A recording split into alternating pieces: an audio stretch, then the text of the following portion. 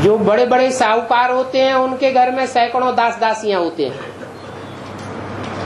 टाटा और बिरला को देखो, उनके नीचे कितने दास दासियां काम करते हैं। उंगली उठाई और उठा के नहीं आया, गेट आउट। तो उनका मर्तबा कोई कम होता है क्या? तो इसलिए बोला मुरली में कि सरेंडर होने के बाद वफादार, फरमानबरदार, ईमानदार अगर न बने तो दास दासी बनते रहेंगे। इससे क्या फायदा हुआ? कोई तो दास दासी बनते हैं राज परिवार के, कोई फिर राज परिवार को छोड़ के चले जाते हैं, फिर वो प्रजा के दास दासी बनते रहते हैं। तो क्या फायदा हुआ? बाबा सीढ़ी के चित्र में हाँ जी, बोलते हैं ना, आत्मा आती है उसमें ज्योति स्वरूप है।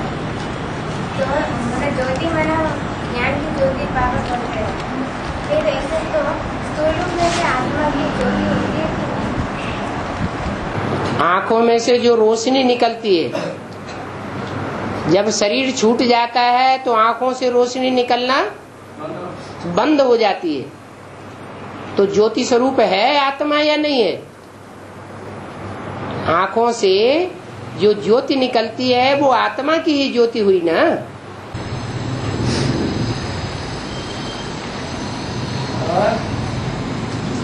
और भक्तिमार्ग में तो शनि को काला दिखाते हैं ना, शनि ग्रह को, और भक्तिमार्ग में शनि ग्रह को काला दिखाती है और बड़े के रूप में दिखाती है।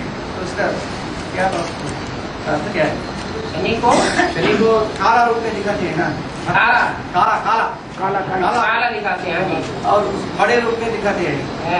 क्या उसका क्या माने देवान ज्यादा है। उसका पार्ट जो जिस तरह बोलता है, जिस अहंकार से, वो अहंकार क्या साबित करता है? देह अभिमान ज्यादा है, इसलिए बड़ा दिखाते हैं। जो भी राक्षसी संप्रदाय हैं वो बहुत ऊंचा बोलते हैं।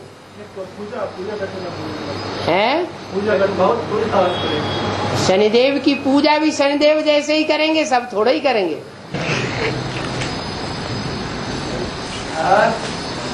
बाबा सीढ़ी के चित्र में दिखाते हैं देवियों के मूर्तियों को सागर में डूबो रहे, माना ऐसा बीज रूपात्मक में भी होता है क्या? जो बीज रूप में नहीं होगा वो आधार मूर्ति में भी नहीं होगा। जो आधार मूर्ति में नहीं होगा वो दुनिया में भी नहीं होगा। वो लोग कहते हैं हम कदम कदम श्रीमत लेते हैं, हर बात पूछा जाता है। कौन कहते हैं? वो लोग कहते हैं। वो माने कौन? जो भी एडवांस पार्टी वाले कहते हैं। तो एडवांस पार्टी वाले एक ही जैसे हैं या सब अलग अलग हैं?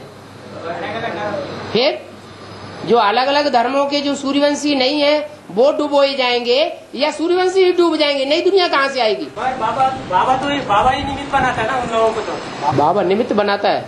बाबा ने तुमको भी बनाया, वो जैसे मुसलमान कहते हैं अल्लाह मियाँ ने सितारे बनाए, अल्लाह मियाँ ने चांद बनाया, अल्लाह मियाँ ने सूरज बनाया, अल्लाह मियाँ ने जमीन बनाई। ये अल्लाह मियाँ सब करता है। बाबा एक सीढ़ी में कहा है, बाप बच्चों के हर बात जानता है, वो बताना नहीं चाहता है। तो क्यों बताए?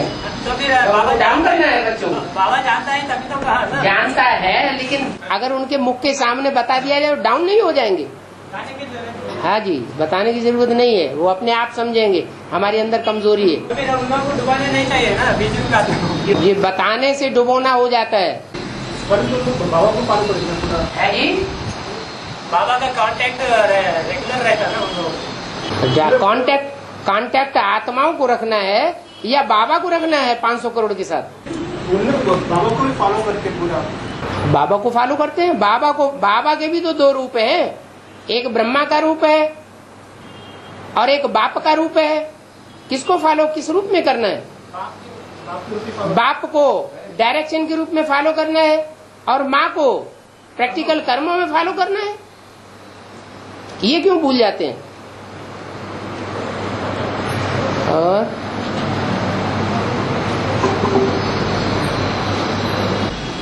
ब्रह्मा की बुद्धि में अभी तक क्यों नहीं बैठा है? तो गीता की भागवतम बाप है। शिव बाबा ब्रह्मा को बेबी कहते हैं। देवीपन की समय कब तक चलता है? अंत तक। और जितने भी 500 करोड़ मनुष्य आत्मा है, उनके मुकाबले सबसे बड़ा महात्मा बच्चा है, बेबी बुद्धि है, तिकड़मी बुद्धि नहीं है। सच्चा साफ दिल बच्चा है, लेकिन बेबी बुद्धि है। 63 जन्म से जिसकी बुद्धि में ये बैठता चला आया हो कि गीता का भगवान कृष्ण है, एकदम कैसे खत्म हो जाएगा। और आत्माएं तो नहीं है, एक ही आत्मा है। तो 63 जन्म का जो चढ़ा हुआ है हिसाब किताब बुद्धि में, उसे निकलने में टाइम तो लगेगा। कहा जाता है 1 सेकंड में ब्रह्मा से विष्णु, फिर ये 70 साल किस खाते में चले गए। जो बाकी बात है में जो सहयोग दे रहा है ना बाप को, राम बाप को, हाँ जी, वो किस भाव से दे रहा है? किस उसका भावना, सहयोग देने में उसका भावना क्या है? भावना ये है कि सतयुग में जाके मैं बच्चा बनूंगा। आखिर किसका बच्चा बनूंगा? बाप का बच्चा बनूंगा। आखिर तो मुझे इसी से ही जन्म लेना है, तो सहयोगी तो बनेगा ना बच्चा। एंड सन्स कंपनी तो तैयार होगी ना। लेकिन जो खास बात है वो और बुद्धि नहीं बैठती। बाबा रजिस्टर में जो मम्मा बाबा लिखा जाता है, वो मम्मा किनके लिए लिखा जाता है? जगदम्बा के लिए या छोटी माँ के लिए? सूर्यवंशी उनकी माँ है जो प्रैक्टिकल में पार्ट बजा रही है। आत्मा के लिए लिखा जाना चाहिए या शरीर के लिए लिखा जाना चाहिए? आत्मा को पहचान शरीर से ही होती है, और शरीर का भी एक नाम होता है मम्मा। तो वही पूछा कि सारे सृष्टि की जगदम्बा है, सारे जगत की अम्बा है, या सूर्यवंशियों की अम्बा है? सारे जगत की अम्बा। तो वो कौन हो सकती है?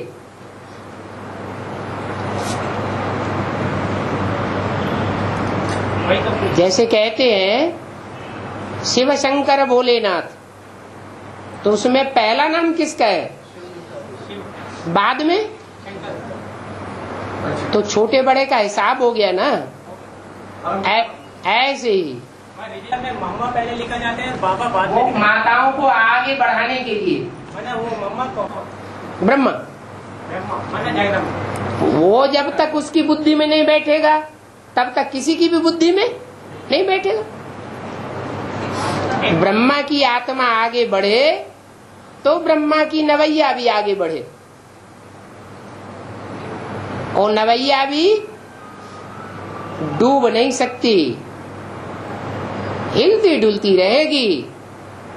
लोग समझेंगे गई कि गई, अब तो खेल खलास होने वाला है, लेकिन आखिरी विजय होगी।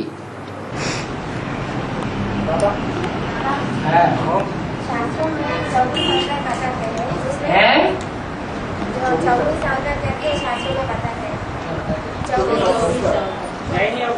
24 अवतार। हाँ, उसमें रामकृष्ण जो है वो धर्मी का आधार लेते हैं, इसीलिए वो मनुष्य अवतार के रूप में बताते हैं। बाकी सब जो है वो ज्ञान जल का आधार लेते हैं। हम इसका अर्थ क्या है? इसका अर्थ यह है उनको ज्ञान का अहंकार रहता है, और रामकृष्ण वाली आत्माओं को ज्ञान का अहंकार नहीं रहता। उनको सदैव बुद्धि में रहता है कि ज्ञान हमको किससे मिला है? शिव बाप से मिला है। जो चीज हमको असली मिली है वो शिव बाप की है, हमारी नहीं है।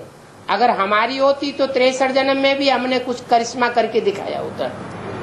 लेकिन जो और राक्षसी जानवरियत के अवतार हैं वो ज्ञान को अपना समझ लेते हैं, ज्ञान के अहंकार में आ जाते हैं, और अहंकार में आकर के दूसरी आत्माओं को ज्ञान सुनाते हैं। इसलिए वो जानवरियत के अवतार हैं। ज्ञान का आधार लेते हैं, कन्याओं माताओं का तिरस्कार करते हैं, जबकि कन्याएं माताएं ही ज्ञान को धारण कर सकती हैं। पुरुष ज्ञान को धारण करके संसार में डिस्ट्रीब्यूट नहीं कर सकता। शिव बाबा इस सृष्टि पर आता है तो सबका सदगति होता है, सभी का सदगति होता है। सदगति होता है ना बाबा, सभी का बुद्धि का सदगति होता है ना। सदगति होती है। अब फिर सदगति हो नहीं पा रहे, कारण क्या है? माना धीरज धर मनुआ धीरज धर, ये बेकार है गीत गाना है। बाप जो धीरज दिलाते हैं, धीरज धर मनुआ धीरज धर तेरे सुख के दिन आवेंगे। अब ये टूटने लगा है बांध। क्या? धीरज का बांध टूट गया, ये मतलब है? नहीं टूटा है, फिर क्यों पूछते हैं? अभी 70 साल ही तो हुए हैं, 100 साल तो नहीं हुए। और बाबा आया माना, और ऐसा भी नहीं है कि कोई की सदगति हुई ही नहीं है। क्लास में 50 बच्चे हैं पढ़ने वाले, और 50 में से एक फर्स्ट क्लास पास होता है और 49 फेल हो जाते हैं। तो क्या टीचर को बेवकूफ कहा जाएगा? टीचर को बेवकूफ नहीं कहा जा सकता। अगर 49 ने पढ़ाई को धारण नहीं किया तो टीचर की इसमें क्या गलती? ऐसे ही बाप तो आया है सदगति करने, लेकिन सबकी बुद्धि की सदगति नहीं हुई है, इसमें बाप का क्या दोष? अगर एक की बुद्धि की भी सदगति हुई है तो इससे साबित होता है कि बाप का काम बरकरार चल रहा है। आज नहीं तो कल सदगति हो जाएगी।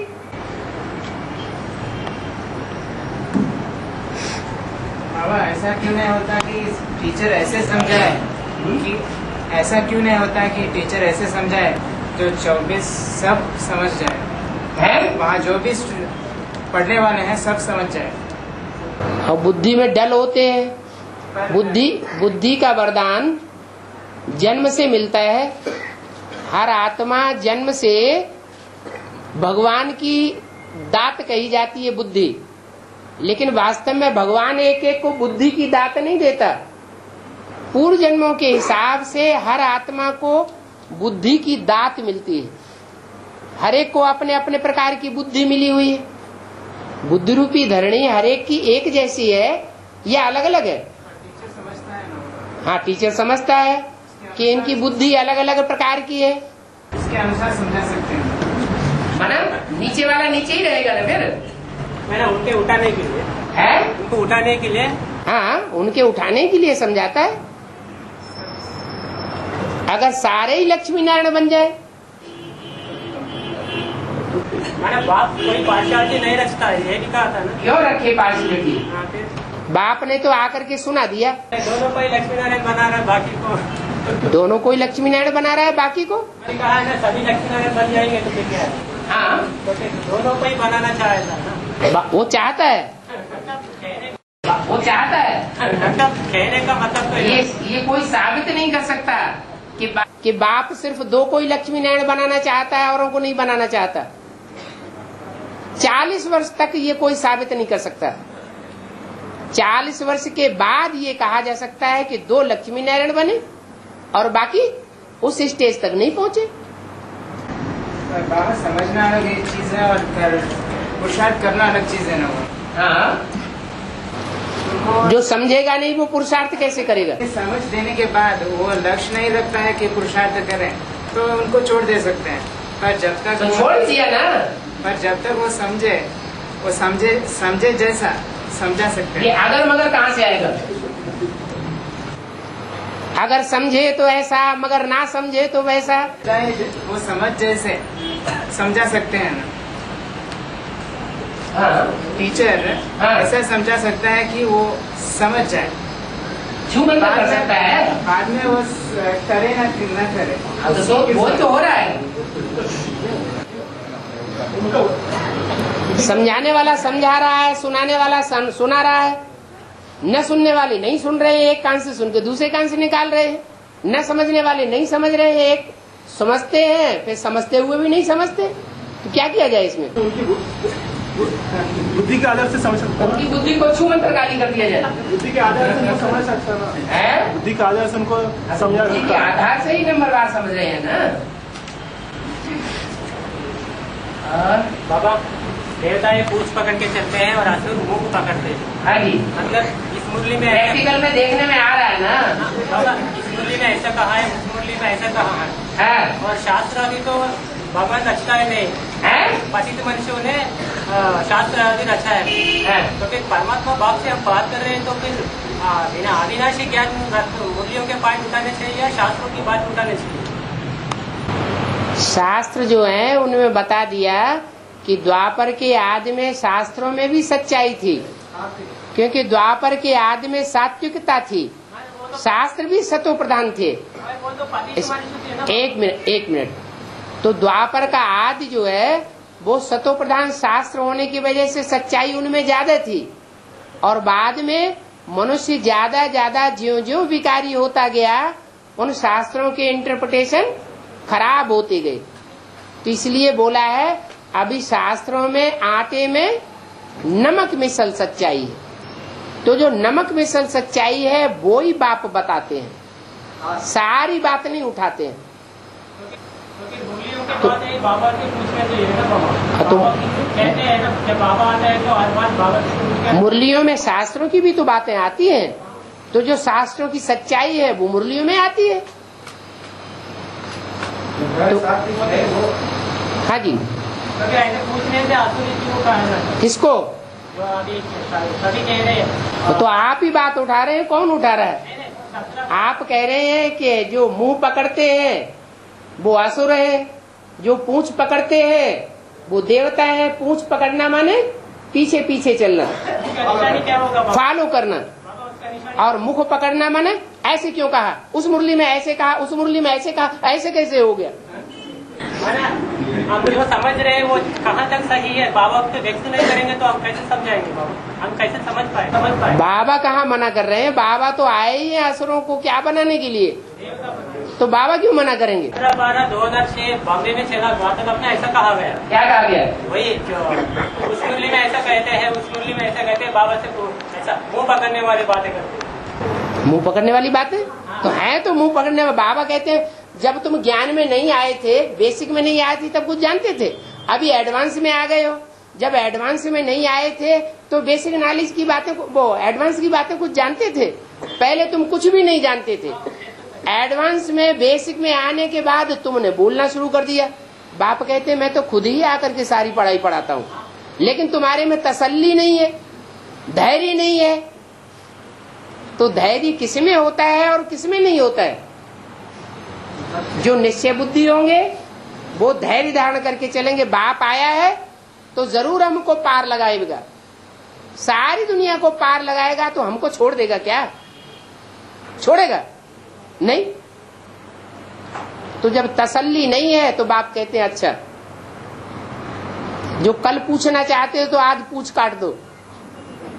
पूछ कटे तो अच्छा है ना, पूछ पूछ की पूछ लगी रहे तो प्रश्न चित्त कहा जाएगा या प्रसन्न चित्त कहा जाएगा?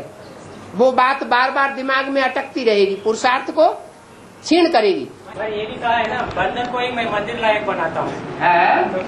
तो पूछ वाले बंदर को मस्जिद लायक, बंदर को मंदिर लायक बनाता हूँ। हाँ वही तो क्या। हाँ, तो फिर बाबा हम जो समझ रहे हैं वो बाबा के क्लैरिफाई कर लेना चाहिए ना। तो फिर बाबा कहाँ मना कर रहे हैं? तो फिर बाबा जो बाबा से पूछते भी नहीं, दूसरे तीसरों को पूछते हैं, तो फिर उन लोगों को पूछ पकड़ेगा, पूछ पकड़ के चल रहे करेंगे क्या? जो बाबा से डायरेक्ट नहीं पूछते हैं वो तो और भी ज्यादा खराब।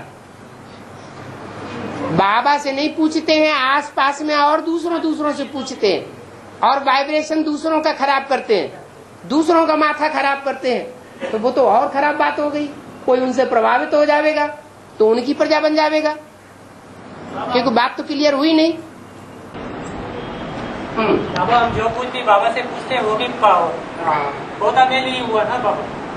पोता मेल तो गुप्त रखा जाता है, पोता मेल नहीं कहते उसे। पोता मेल वो है जो दबा के रखा जाए, बाबा जाने हम जाने और कोई न जाने। और ऐसा भी कहा गया है ना, साकार है वाइब्रेशन से चेहरे से चलन से पहचान जाता है, निराकार है अंतर्यामी, कि तब भी बाबा पहचान सकते हैं ना, किस मतलब से उसके अंदर क्या है बाबा जान नहीं सकते। हम जिसको बाबा कहते हैं वो शिव बाबा है ना, शंकर बाबा तो नहीं है, तो वो तो अंतर्यामी है? और क्लैरिफाई कर लेना अच्छी बात है ना। बाबा कहाँ मना कर रहे हैं? बाबा तो कहते हैं और धर्म गुरुओं के पास तो तुम्हें 63 जन्म चांस ही नहीं मिला। और ब्राह्मणों की दुनिया में बेसिक में भी ये तुम्हें चांस मिलने की संभावना ही नहीं हुई, अभी ये चांस मिलता है। बाबा ने मुरली ने भी कहा है, वो गुरु लोग तुमको सवाल पूछने से मना कर देंगे, बाबा तो बड़ी दावा में भी पूछो जवाब देगा। ऐसा भी बाबा ने दावा किया। क्योंकि तब आपको पूछने चाहिए ना बाबा। बाबा मना कहाँ कर रही है? मैंने ये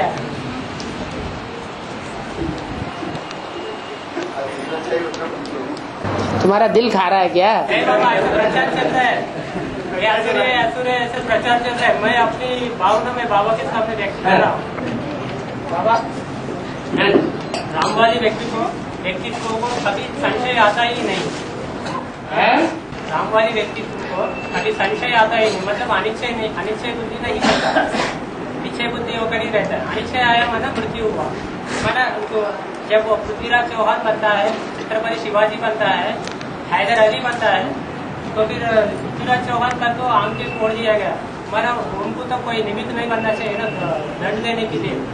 पृथ्वीराज चौहान की आंखें निकाली गई और हैदर अली को धोखे से मार दिया गया। तो फिर बाबा ये भी कहते हैं, मैं जिस तन में प्रवेश करता हूँ, अगर वो कुछ गलती करे तो उनका जिम्मेदारी मेरी है, तो फिर उनको दंड देने के लिए कोई निमित्त नहीं बनना चाहिए ना। माने 63 जन्म में कोई सजा नहीं खानी चाहिए। माना यहाँ 63 जन्म में जो भी लड़ाइयाँ हुई हैं, उन लड़ाइयों में मृत्यु नहीं होनी चाहिए। हाँ, होना चाहिए बाबा, जो सहज होना चाहिए ना, जो सहज वो सब सहज ही होता है। चाहे गर्दन कट जाए, चाहे आंखें फूट जाए, चाहे कान कट जाए, चाहे टांग कट जाए, चाहे हैदर अली बन जाए, वो सब सहज ही सहज है। अगर मन के अंदर कोई यंत्रणा पैदा होती है तो कठिन है। और पृथ्वीराज चौहान तो सत्यवादी था, उनका जन्म से ही देश की संघर्ष में ही लगा रही, तो फिर उनका ऐसा दंड तो नहीं मिलना चाहिए ना। ऐसा उनका आंखें निकाली गई। क्यों? जब शूटिंग पीरियड होता है तो सांप चौथे अवस्था में, जब चौथी बार शूटिंग पीरियड पूरा होता है तो सांप अंधा नहीं होता है। इसका फाउंडेशन इधर कैसे पड़ा? सांप का मिसाल किस लिए दिया गया? माया किसी को छोड़ती है क्या? जब पूरा पतित पने का ग्रहण लगता है तब बाप आकर के चोटी पकड़ के उठाते हैं। उठाने के बाद ही ये 100 साल चलती है, उसी पर ठीक होता है ना। हाँ जी, हाँ जी, हाँ जी। हर युग में उतरती कला और हर युग में चढ़ती कला। संगम युग में पहला ब्राह्मण, सतयुग में पहला देवता, त्रेता में पहला क्षत्रिय, द्वापर में पहला वैश्य, कलयुग में पहला शूद्र उसे बनना है। पहला शूद्र जो है वो विभिचारी जो पहले बने सो पहला शूद्र। अति का राम वाली आत्मा सबसे बड़ा राजा है ना दुनिया का, तो राजाएं तो कलयुग में आकर के विभिचारी बन जाते हैं, तो शुरुआत कौन करेगा?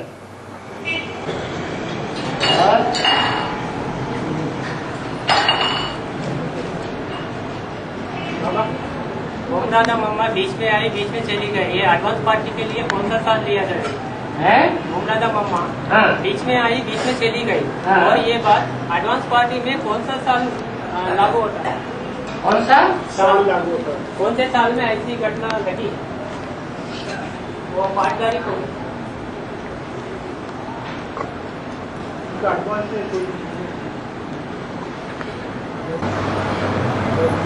अच्छा, ओम राधे मम्मा माने छोटी में। नहीं, बेसिक में हाँ सरस्वती कहा जाता है। हाँ उन्होंने बीच में आई, बीच में चली गई।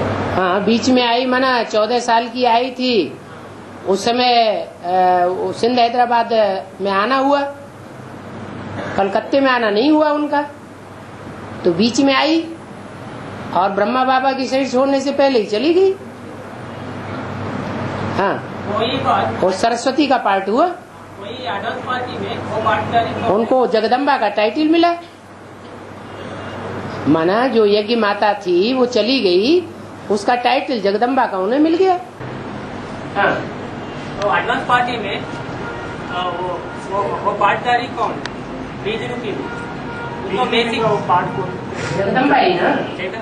हाँ। अच्छा, वो साल कौन सा हो सकता है? है वो साल साल माना सरेंडर का वही हाँ 83। बाबा अभी छोटी माँ और जगदम्बा आई तो उनको भी पोता में देना पड़ेगा। हाँ, छोटी माँ और जगदम्बा आई तो उन दोनों को भी पोता में देना पड़ेगा क्या बाबा को? पोता मेल होगा तो देना पड़ेगा, होगा ही नहीं तो क्या देना पड़ेगा? नहीं, हर एक का तो होगा ही ना कुछ न कुछ है। हर एक का कुछ न कुछ पोता में 500 करोड़ दुनिया के पत्ते हैं, सब एक जैसे होते हैं क्या? नहीं होते, थोड़े बहुत तो होता। अरे तो अपनी बात बोल रहे हैं कि जैसे हम हैं वैसे सब होते होंगे, ऐसा तो नहीं है। सब परसेंटेज में है, तो परसेंटेज में कोई परफेक्ट भी होता होगा कि नहीं होता होगा? है नंबर 12 है तो उनमें कोई 100% भी होगा कि नहीं होगा? होगा। पोता बिल की बात ही खत्म हो जाती। निश्चय पत्र तो देना, निश्चय पत्र देने की बात अलग है, वो तो समझ की बात है। बुद्धि से समझ लिया तो निश्चय पत्र। बाबा निराकारी स्टेज पे निर्विकारी स्टेज प्राप्त करने के लिए किस प्रकार की मनोचिंतन चलना चाहिए? मुरलियों के अव्यक्त वाणियों के ऊपर मनोचिंतन चलना चाहिए नहीं? चाहिए की बात नहीं होती है। जो जितना आत्म की स्थिति में स्थित रहता है, बिंदु रूप स्टेज में अपनी आत्मा को समझता है, जितना सार में टिकता है, उतना विस्तार अपने आप ऑटोमेटिक हो जाता है।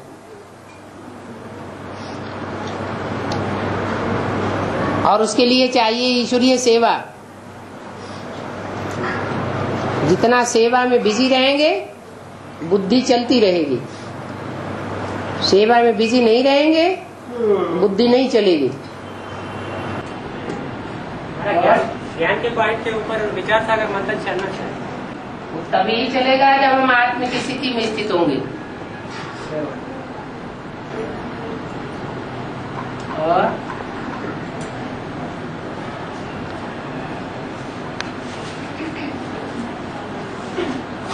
और बाबा की जो पहले जो सात्विक रूप में शास्त्र होता है ना, मैं समझता हूँ वो लिखने वाला जरूर राम और कृष्ण का होना चाहिए, क्योंकि वो सात्विक है।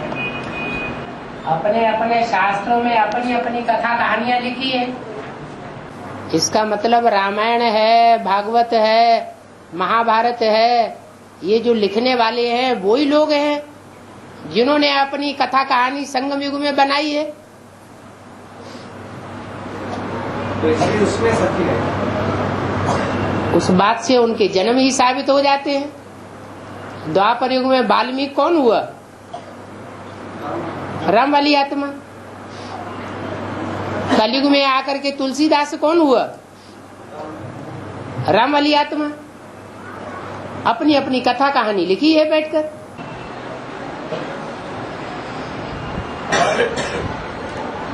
बाबा आत्मा जितना जिम्मेदारियों का ताज निभाएंगे उतना ही द्वापर कलयुग में उतनी बड़ी जिम्मेदारी निभाने वाले राजा ही बनेंगे। हमारे यहाँ तो भाइयों को तो कोई जिम्मेदारी नहीं मिलती है। भाइयों को कोई जिम्मेवारी नहीं मिलती है। भाइयों को जिम्मेवारी नहीं है कन्या माताओं की सुरक्षा करें, कोई जिम्मेवारी नहीं। हम भूल गए, हमको याद ही नहीं है। नहीं, ये बात तो याद ही नहीं है। सबसे बड़ी जिम्मेवारी है भाइयों की। भाइयों को गाइड बन करके रहना है, गार्ड बन करके रहना है। गाइड नहीं बनना है। गाइड तो शिवा है। हाँ, बाबा ये टाइटल तो मिला गया है ना, दुर्योधन दुशासन। टाइटल हर जन्म में मिलता है या एक जन्म में मिलता है? शूटिंग पीरियड में जो भी टाइटल मिलता है वही गॉड ड्रामा में प्ले होता है। जो टाइटल मिलता है वो अन्याय पूर्वक मिलता है या न्याय पूर्वक मिलता है? तो पूर्व जन्म में ऐसे कर्म किए होंगे जिसके आधार पर आखिरी जन्म में संगम युग में आकर के पुरुष चोला मिलता है। इसमें नीचे जाने की बात नहीं है।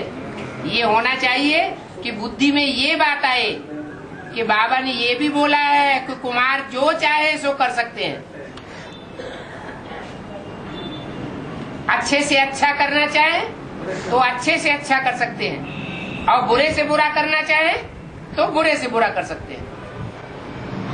अपनी अच्छाई को देखें तो हम आगे बढ़ जाएंगे। लेकिन पुरुष चोला मिलना एक बड़ा है ना है संगम युग में, तो पुरुष चोला मिलना है एक बर है, क्योंकि वो स्वेच्छा रहते हैं ना। हाँ, उनको बंधन में नहीं रहना पड़ता। कन्या माताओं को इस कलयुग के अंतर में आकर के बंधन में रहना पड़ता है, नहीं तो चौराहे पर दिन रात स्वतंत्र होकर के नहीं रह सकते।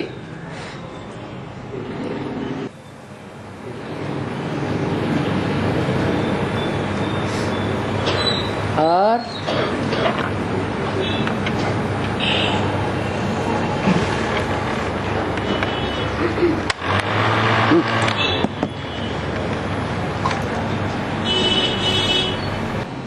तो संस्कृत गीता में श्लोक है, एक गलत दिया है, तो यस्य सर्वे समारंभ काम संकल्प वर्जिता ज्ञानाग्नि, उसमें ज्ञानाग्नि लिखा है बाप, लेकिन ज्ञान तो जल है ना, योग को अग्नि कहा जाता है। तो संस्कृत गीता में एक गलत है।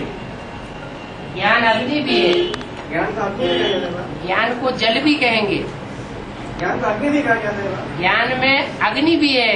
कैसा ना? अग्नि बाण नहीं होता है। और तो कहना सही है बात है जी, ऐसा कहना सही है ना? हाँ जी, हाँ जी।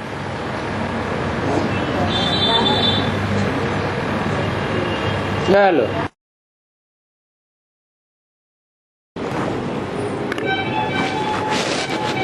आधा घंटे का टाइम वार्तालाप का मिलेगा।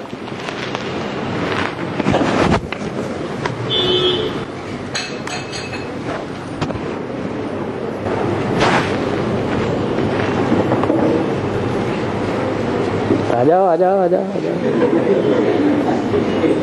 हाँ जी, बाबा ऑडियो कैसेट, पुराने ऑडियो कैसेट 80 में रखा है, ओखली से बांधा, ओखली से बांधा, उनकी जीवन की आदत पाई है, उनकी जीवन से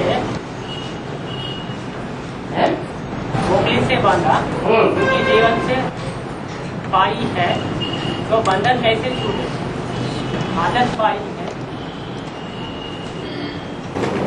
ये तो कोई मतलब नहीं हुआ। बाकी ओखली से बांधा का मतलब ये है,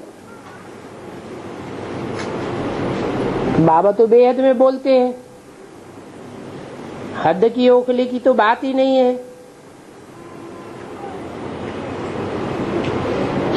ये तो कोई आत्माएं हैं जिनको ओखली के रूप में दे दिया है। ओखली में मुख्य रूप से चावल कूटे जाते हैं।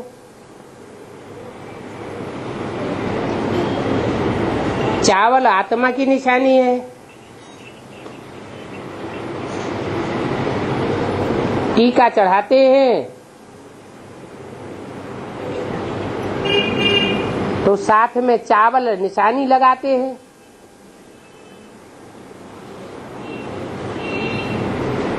चावल ओखली में कूटे जाने से पहले छिलके वाले होते हैं।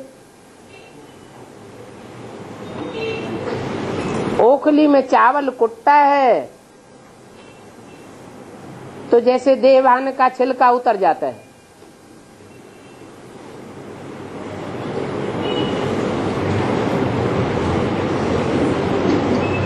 तो कोई आत्माओं की बात है।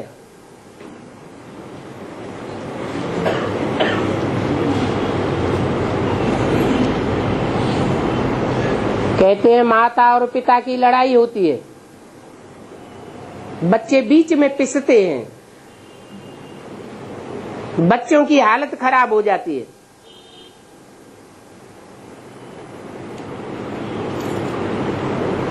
ऐसे ही बताया है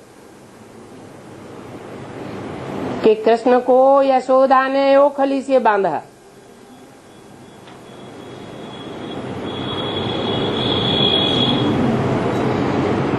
एक जगह बंधा रहेगा तो ज्यादा डिस्टरबेंस नहीं पैदा करेगा, नहीं तो चारों तरफ के उलाहने आते हैं यशोदा के पास,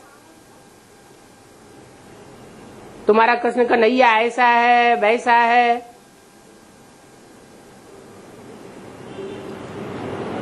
तो कहानी बनाई दी है, एक ओखली से बांध दिया। अब सारी दुनिया की आत्माएं चावल मिसल तो हैं ही।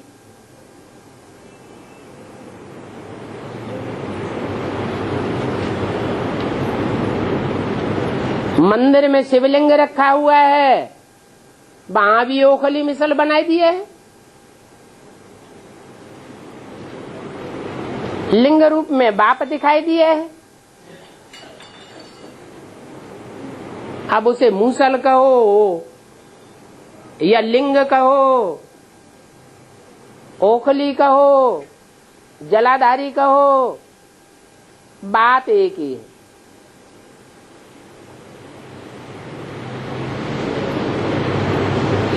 कवियों की अपनी अपनी उड़ान है, लाक्षणिक भाषाओं में बोलते रहते हैं, और सूरदास तो कवियों के शिरोमणि गाए हुए हैं। तो सूर सागर में उन्होंने ये कथा, ये कहानी दिखाई दी है। ये माता पिता की लड़ाई के बीच में ये बच्चे पिसते हैं।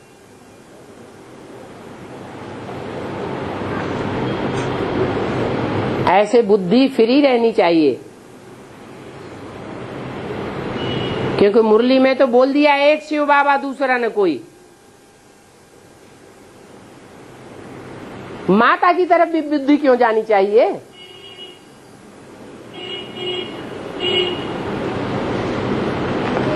एक में बुद्धि रमी रहे। लेकिन 63 जन्म के आदि हैं,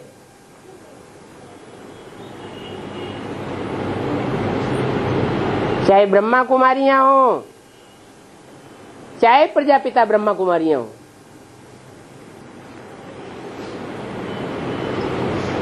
जास्ती तबक्का ऐसों का निकलता है जो अम्मा के पीछे ही पड़े रहते हैं।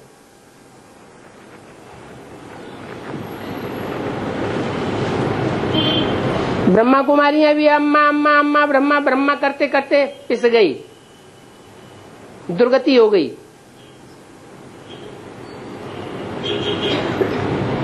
अभी एडवांस में तो ये बीज हैं,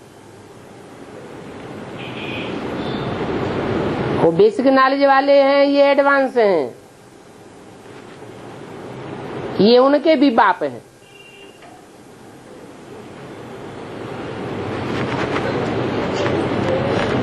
जब कलयुगी शूटिंग होती है अंत समय की,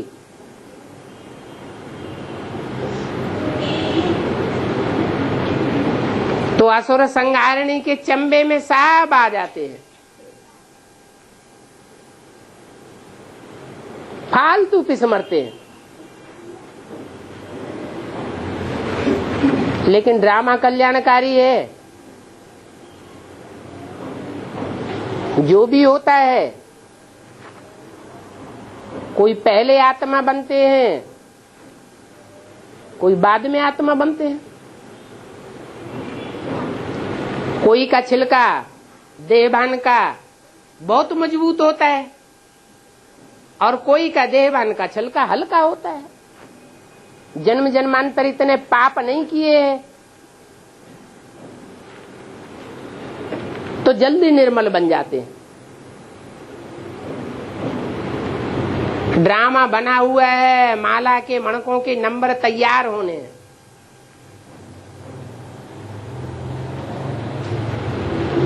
एक नंबर से लेकर के 500-600 करोड़ नंबर हैं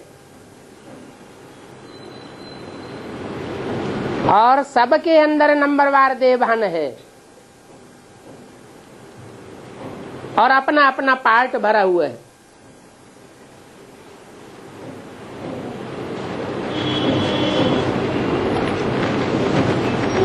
माता होती है साकार और बाप होता है निराकार।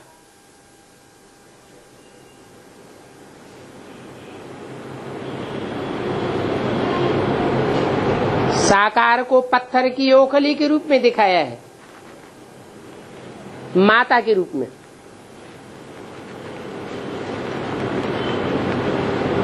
और लिंग की भी 4 अवस्थाएं दिखाई हैं।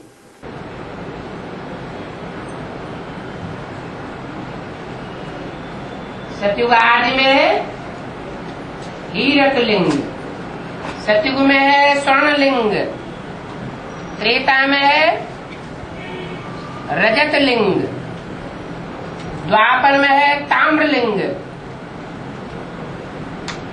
और कलयुग में पत्थर का और लोहे का बन जाता है, या तो लक्कड़ बुद्धि बन जाता है।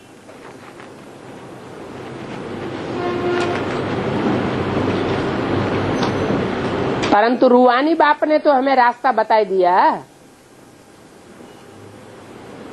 हम एक छोड़ा औरों में क्यों फंसे?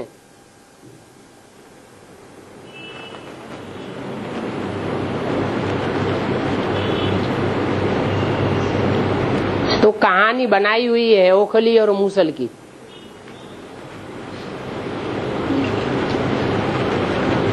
हैं सब संगम युग की बातें। और आने वाले 10 वर्षों में भारत में भ्रष्टाचारों का अंत और भारत श्रेष्ठाचारी बनेगा। और एक वार्तालाप ने कहा 76 में बाप की प्रत्यक्षता हुई, इसका मतलब ये नहीं उनका पूरा परिवर्तन। इन्होंने 5 विकारों को जीता, उससे बड़ा परिवर्तन क्या हो सकता है? और उनमें ऐसा कौन सी परिवर्तन लाना बाकी है? शूटिंग की बात भूल गए। हाँ,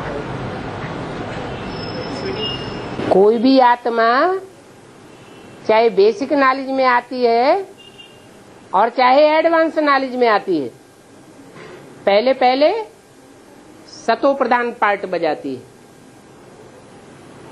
बाद में सतो से सतो सामान्य, फिर रजो, फिर तमो होता जाता है। तो राम बाप की आत्मा भी जब एडवांस नॉलेज शुरू होती है तो सात्विक स्टेज में, निर्विकारी स्टेज में पार्ट बजाती है। उस समय की जो वाणी है, जो मुरलियां हैं, उनको गहराई से देखा जाए, कितने उमंग उत्साह वाली है। वो ज्ञान भी 4 अवस्थाओं से पसार होता जाता है, सतो प्रधान, सतो सामान्य, रजो और तमो। क्योंकि शूटिंग पीरियड में बाप को बच्चों के कनेक्शन में आना है। आदि के बच्चे और अंत समय में उतरे हुए बच्चे, उनमें फर्क तो होता है ना। सुप्रीम सोल बाप को तो संग का रंग नहीं लगता, लेकिन जिसमें प्रवेश करता है राम और कृष्ण में, उनको संग का रंग लगेगा या नहीं लगेगा? शूटिंग पीरियड में तो संग का रंग लगता जाता है और आत्मा के सतो प्रधान से तमो प्रधानता की ओर जाने की शूटिंग होती जाती है। तो इसमें क्रॉस क्वेश्चन नहीं उठ सकता कि बाप तो सतो प्रधान बन गया। बन तो गया, लेकिन शूटिंग का जो चक्र है वो चालू है। और ये रिहर्सल जब तक फाइनल नहीं होती है जब तक पूरी कर्मातीत स्टेज नहीं आती है और सब बच्चों को बाप वापस ले जावेगा, कोई को छोड़ के नहीं जावेगा। इसलिए बाप की तो जिम्मेवारी है। आग में दहकता हुआ ये 60 रूपी मकान है। इस कामाग्नि क्रोध अग्नि की अग्नि में जलते हुए सब बच्चों को निकालना है, तो सेक तो जरूर लगता है। बाकी ये है कि बाप की प्रवेशता है, नजदीकी है, इसलिए कोई भी संग का रंग जल्दी धुल जाता है, परंतु टाइम तो लगेगा ना। और बाबा, आंध्र प्रदेश को त्रिलिंग देश बोल करके एक नाम था बाबा, किस आधार पर आया? का देश? आंध्र प्रदेश को त्रिलिंग देश। त्रिलिंग देश। त्रिलिंग। शिवलिंग। त्रिलिंग। एक दो तीन त्रिलिंग। आंध्र प्रदेश को त्रिलिंग देश बोल करके एक नाम भी था, नाम भी है। किस आधार पर? मुरली में? हाँ, ऐसा नहीं, एडवांस वाणी में ऐसा आंध्र प्रदेश की और एक नाम भी है, त्रिलिंग देश। त्रिलिंग? हाँ, त्रिलिंग। 3 लिंग का देश।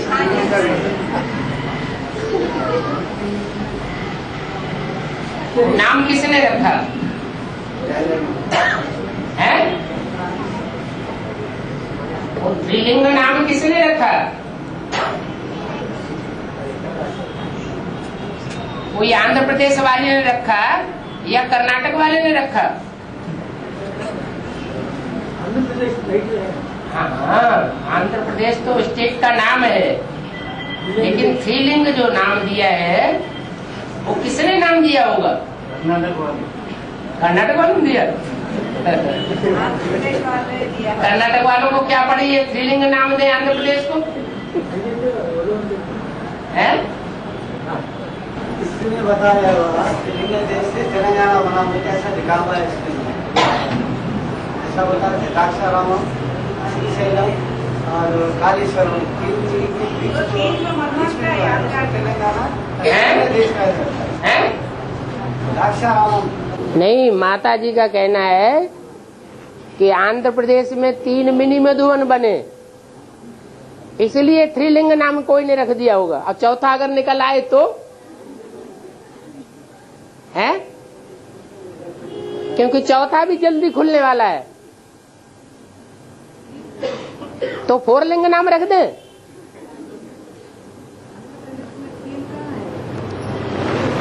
एक अनंतपुर, एक हैदराबाद, एक टिपीगुडम, और कोई चौथा निकल आए तो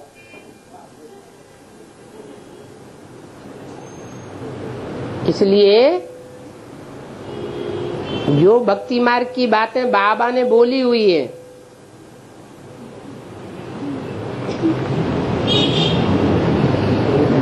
वो बसर है और बाकी सब भूख है। भूसे भूसे को उड़ाते रहो और बसर बसर को उठाते रहो। है जब ताकत नहीं होगी तो हल्का ही होगा ना, उड़ जाएगा इधर से उधर। और बाबा कृष्ण बच्चे को पीपल है राम को रावण इसलिए बनना पड़ा। हाँ, राम को रावण इसलिए बनना पड़ा कि राम सबका बाप है। राम वाली आत्मा में सबका बाप है या नहीं है? जब सारी दुनिया का बाप है तो रावण का बाप होना चाहिए कि नहीं है? रावण का भी बाप होना चाहिए। इसलिए मुरली में बोला है, दुनिया की ऐसी कोई बात नहीं जो तेरे ऊपर लागू न होती हो।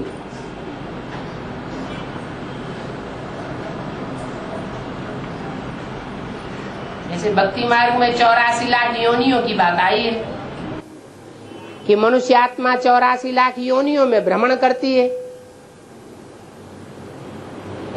तो वो भी सब आत्माओं के ऊपर लागू नहीं होती, क्योंकि और आत्माएं तो कम जन्म लेती है, ऑलराउंड पार्ट भी नहीं बजाती है, और राम की आत्मा तो ऑलराउंड पार्टधारी है। इसलिए 84 लाख योनियों के जो भी कर्म हैं वो सब कर्म करने वाली है।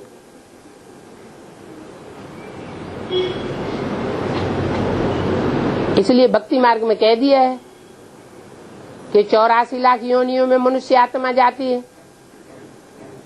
फिर कह देते हैं आत्मा सो परमात्मा। और बाबा कृष्ण बच्चे को पीपल के पत्ते पर दिखाते हैं, वो पीपल का पत्ता कौन है, बड़ी माँ है या छोटी माँ? पीपल का पत्ता उसे कहा जाता है जो बहुत हिलता डुलता है।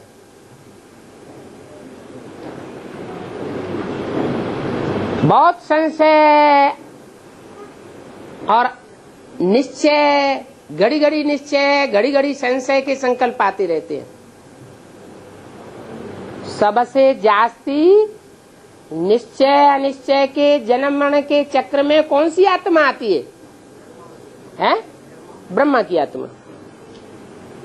और वो आत्मा किसमें प्रवेश करके जगदम्बा का पाठ बजाती है? हैं? जगदम्बा में प्रवेश करती है और पीपल के पत्ते का पाठ बजाती है। जितने भी वृक्ष हैं उन वृक्षों में एक पीपल का पत्ता ही ऐसा है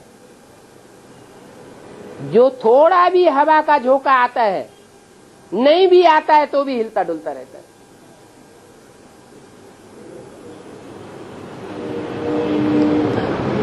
और बहुत हल्का है, संसार सागर में पड़ा हुआ है जिसे विषय सागर कहा जाता है। विषय सागर में ऊंचे ऊंचे तूफान आते हैं, उन तूफानों में वो पत्ता के लिए गारंटी है कि वो हिलेगा डुलेगा, वो नैया डूबने वाली नहीं है, भले कितनी भी हल्की है, क्योंकि उसमें कृष्ण जैसी आत्मा बिठैया है और बाप उसका खिवैया है। कृष्ण वाली आत्मा माने ब्रह्मा की सोल उसमें बैठी हुई है,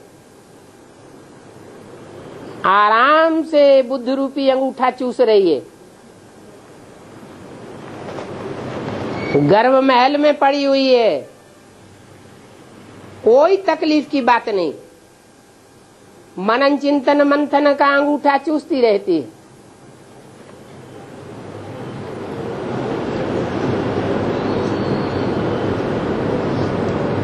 इसलिए कोई भय खाने की दरकार नहीं है, हिलने डुलने की बात नहीं है कि अब खेल खलास हुआ कि हुआ, अब देखेंगे कैसे चलता है। जैसे बेसिक नॉलेज में दुनिया वालों ने चैलेंज दिया है, इनका ब्रह्मा देखो चला जाए फिर क्या होता है, तो ब्रह्मा चला गया, अरे क्या ब्रह्मा कुमारी आश्रम बंद हो गया क्या?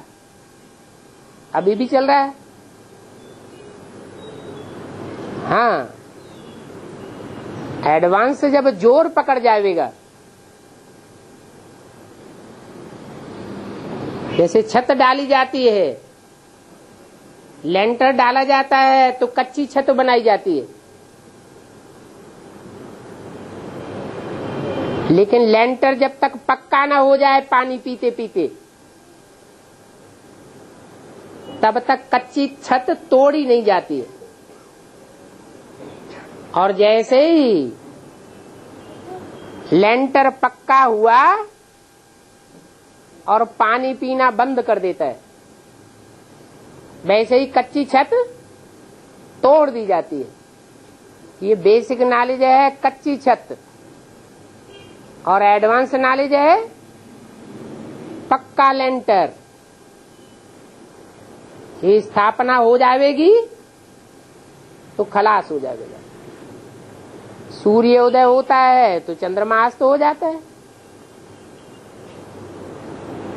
उसको कहते हैं पूर्णमासी, पूर्णिमा। ज्ञान चंद्रमा ब्रह्मा की माँ, ब्रह्मा वो भी संपन्न स्टेज को पा लेता है, 16 कला संपूर्ण बनता है। और जो माया मासी है वो भी अपना संपूर्ण रूप दिखाई देती है, फिर ज्ञान सूर्योदय हो जाता है। बाबा मुरली में एक मुरली पॉइंट है, कृष्ण का जन्म तब होगा जब अनेक धर्म नहीं होंगे। ये स्थूल धर्मों की बात है, ब्राह्मणों की 9 पूरी मिलकर एक होने की बात है। कृष्ण का जन्म अंदर वालों के लिए है या बाहर वालों के लिए? अंदर वालों की, अंदर वालों की बात है। तो 9 पूरी को लाए हो।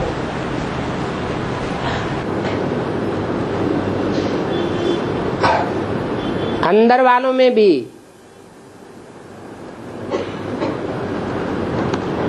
सूर्यवंशी संगठन के बीच में कृष्ण का जन्म होगा या ब्राह्मणों की 9 कुरियों के बीच में कृष्ण का जन्म होगा?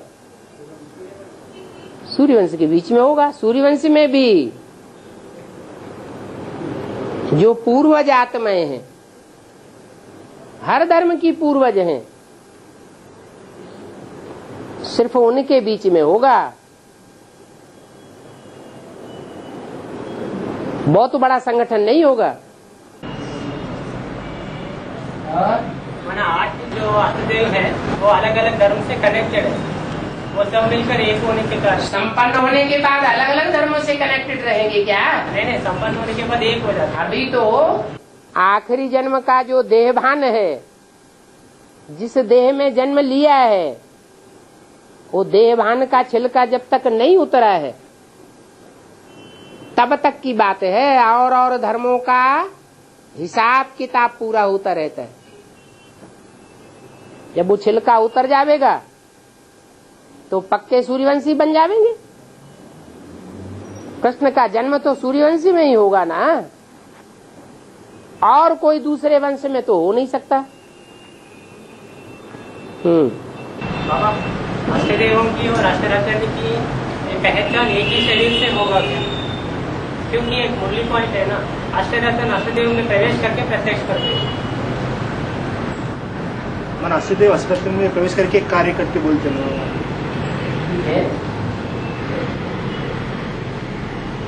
उल्टा हो जाता है।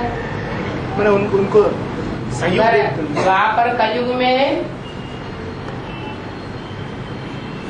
ऊपर से आने वाले धर्म पिताओं ने नीचे वालों में प्रवेश किया।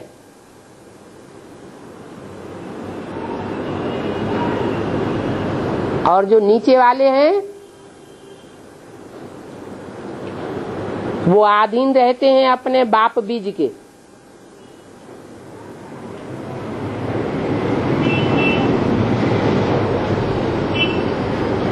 बीज बाप जो होते हैं वो उस समय कमजोर पड़ जाते हैं, और जिन आधार मूर्तों में ऊपर से आत्मा प्रवेश करती है वो पावरफुल हो जाती है। अब यहाँ उल्टा हो जाना है।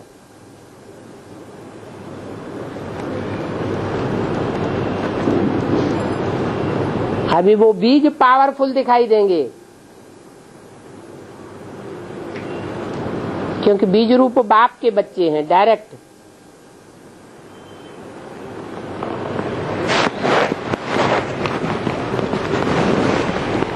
इसलिए जैसे ब्रह्मा की सोल प्रवेश करती है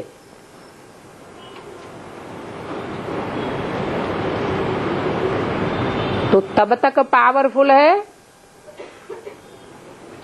जब तक पूरा संग का रंग नहीं लगता है।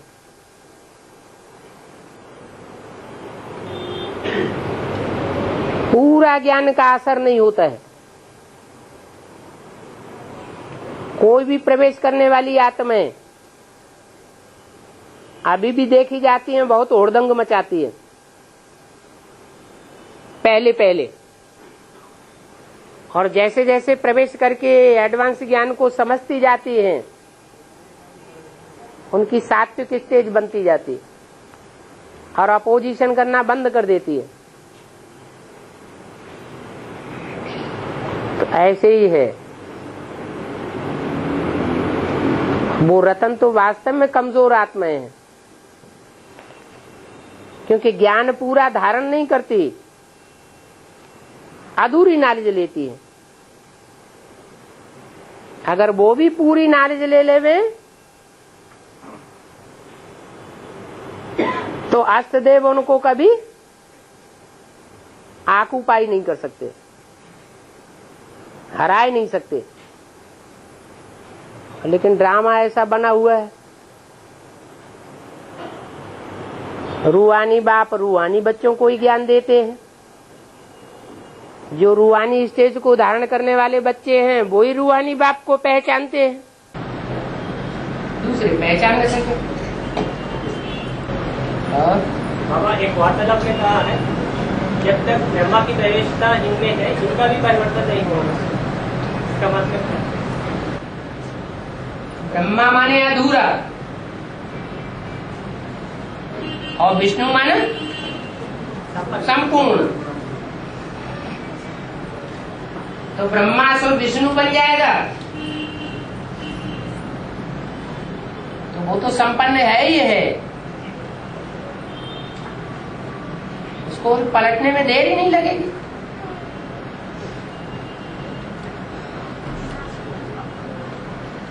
झगड़ा चलता है रचयिता और रचना बाप पर।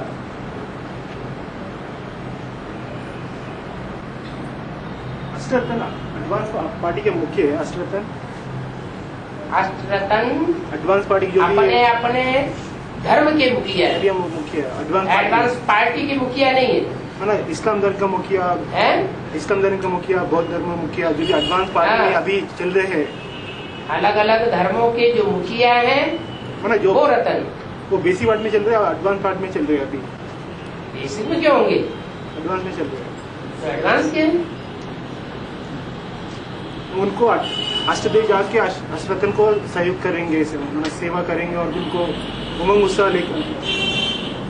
उत्साह उनको देके विश्व का परिवर्तन के लिए कार्य करेंगे ना। उमंग उत्साह देने वाली वो आत्माएं हैं जो शरीर छोड़ चुकी है या छोड़ देगी बेसिक में, फिर प्रवेश करती है एडवांस पार्टी में। नहीं बोलते अष्टरतन जाके अष्टरतन को परिवर्तन करते बोलते हैं। हाँ जी, अंतिम की बात है ना। उमंग उत्साह देना अलग बात है और प्लानिंग देना अलग बात है। जैसे मकान का मालिक होता है, वो मजदूरों को और इंजीनियर्स को इंस्पिरेट करता है, मकान तैयार करो, बनाओ, लेकिन बनाता नहीं है, खुद नहीं बनाता। ऐसे प्लानिंग करने वाले अलग हैं और प्रैक्टिकल में बनाने वाले अलग हैं। पहले प्लानिंग पूरी हो, फिर प्रैक्टिकल में बनाने का काम शुरू। बाबा दीदी आदित्य दोनों बहन थे। दोनों बहन थे। दोनों दीदी के आसुरी बच्चे पैदा हुए।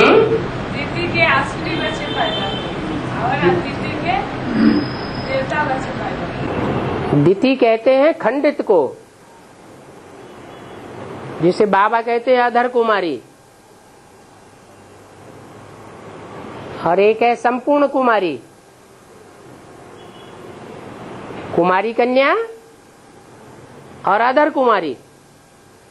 ऐसे ही दो शब्द दे दिए हैं संस्कृत में, दिति। दिति माने अधर कुमारी, खंडित हुई कुमारी, और अदिति जो खंडित नहीं है। तो दिति से दैत्य पैदा हुए। विविचार से होता है विनाश, अपवित्रता से होता है विनाश, और पवित्रता से होती है स्थापना। तो दिति दैत्यों की दुनिया बनाने की मुखिया बन जाती है, मां बन जाती है, और अदिति देवताओं की दुनिया बनाने की निमित्त बन जाती है। छोटी माँ में हो गई।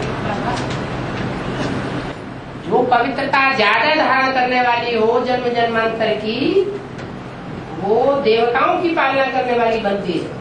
जो स्थापना करेगा उसको पालना भी करेगा। और बाबा आदि में राम वाली आत्मा को बच्चा है, आदि में राम वाली आत्मा को बच्चा आदि में राम वाली आत्मा को बच्चा क्यों रहता है?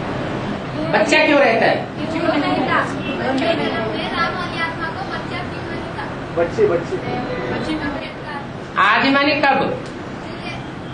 पहले माने कब? आदि का मतलब सतयुग के आदि में, या आदि का मतलब यज्ञ के आदि में है? यज्ञ के आदि में बच्चे नहीं थे, इसका पक्का प्रूफ तुम्हारे पास कैसे आ गया है? क्यों, तुम्हें कैसे पता चल गया कि बच्चे थे या नहीं थे? देवब्रह्म को बच्चे नहीं है? देवब्रह्म को बच्चे के बारे में कुछ बताया नहीं है। बताया नहीं, लेकिन नहीं है ये कैसे पता? ब्रह्म बाबा को तो बच्चे के बारे में बताया, लेकिन देवब्रह्म माँ बाबा के बारे में बच्चे में बताया, और बच्चे हैं भी अभी तक भी। देवब्रह्म को तो नहीं है। तो ये कोई जरूरी थोड़ी है बड़े बदल के जिसका सारी दुनिया बच्चा बनने वाली हो, उसे बच्चे की दरकार क्या है? और बाबा एक मुरली माई ने आगे एक बच्चे के तन में आते थे, हाँ। गुलाब जल डाला तो भाग जाता था। हाँ? तो वो बच्ची कौन है?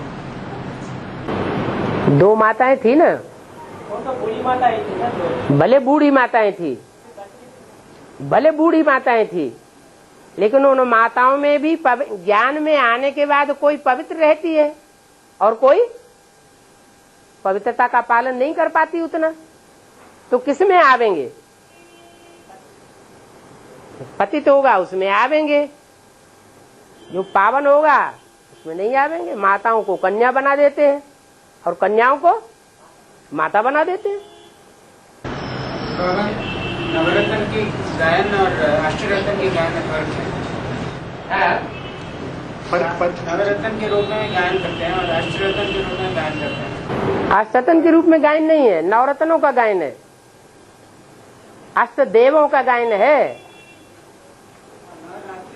हाँ, नवरत्न का गायन है और नवरात्रि का गायन है, नौ नारायण का गायन है, लेकिन पूजा नहीं है। नौवां जो है वो आर्य समाज से कनेक्टेड है, वैल्यूलेस धर्म है। जो नौ रत्न होते हैं उनमें वैल्यूलेस रत्न होता है पुखराज, उसकी कोई कीमत नहीं होती है। औरों की कीमत दिखाने के लिए उसको रखा जाता है।